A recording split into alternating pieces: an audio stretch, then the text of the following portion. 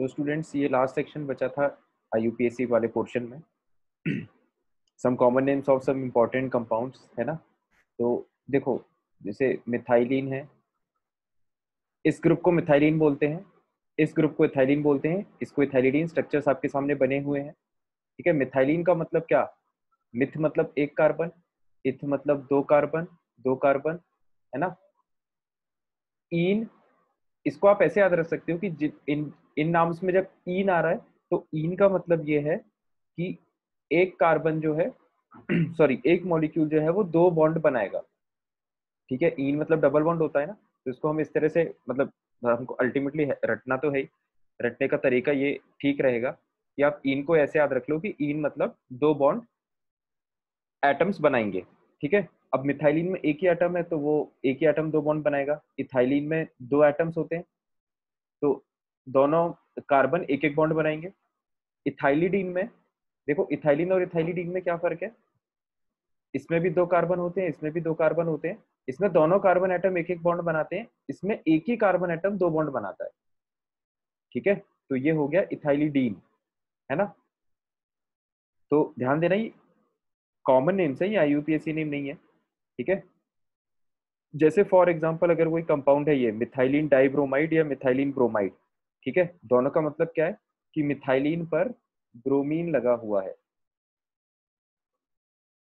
ठीक है, सिमिलरली ये जो दोनों नाम है ये दोनों नाम सेम है ना, इस मॉलिक्यूल के लिए ये दोनों नाम यूज किए जाते हैं। सिमिलरली यहाँ पर भी जैसे अगर आप ब्रोमीन लगा दो तो कंपाउंड का नाम क्या बन जाएगा, इथाइलिन डाइब्रोमाइड या इथाइलिन ब्रोमाइड। ठीक है, फिर यहाँ पर फिर से अगर आप दो ब्रोमीन लगा दो तो this will again be ethylene dibromide या फिर ethylene bromide, ethylidene bromide sorry, ethylidene dibromide या फिर इसको हम इथाइलिडीन ब्रोमाइड भी बोल सकते हैं। ठीक है, अब यहाँ पर इंपॉर्टेंट बात क्या है कि द टू ओपन बॉन्ड्स, मतलब ये ये जो दो बॉन्ड ओपन रहते हैं, the two open bonds may get connected with two atoms also and one atom also. कहने का मतलब है कि ये जो दो बॉन्ड ओपन है ये दो एटम से भी कनेक्ट हो सकते हैं, या फिर ये जो दो बॉन्ड से ये एक ही एटम से कनेक्ट भी हो सकते हैं। जैसे ये वाला केस, यहाँ पर ये जो कार्बन है, कार्बन के जो दो ओपन बॉन्ड्स थे उन दोनों को एक ही कार्बन से कनेक्ट कर दिया तो ये डबल बॉन्ड बन गया यहाँ पे। ठीक है, बोथ केसेस आर पॉसिबल है ना, दोनों ही केसेस पॉसिबल है सबके लिए। तो दो एटम्स मतलब दो बॉन्ड दो एटम से कनेक्ट हो रहे हैं वो ये वाले एग्जांपल्स हैं, और दो बॉन्ड्स कार्बन के एक ही एटम से कनेक्ट हो रहे हो ये वाले कुछ एग्जांपल्स हैं।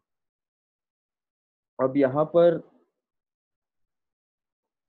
तो ये आपको समझ में आ गया होगा है ना।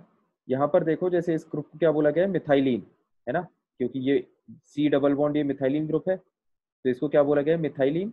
और ये हो गया साइक्लोहेक्सेन, तो this is methylene cyclohexane. This is ethylidene.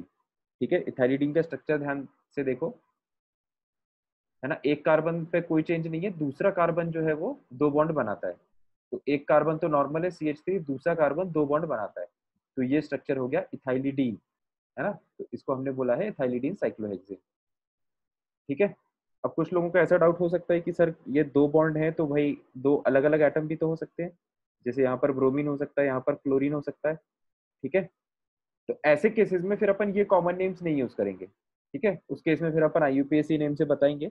Common names जो है वो इन्हीं केसेस के लिए एप्लीकेबल है जहां पर दोनों एटम सेम हो है ना।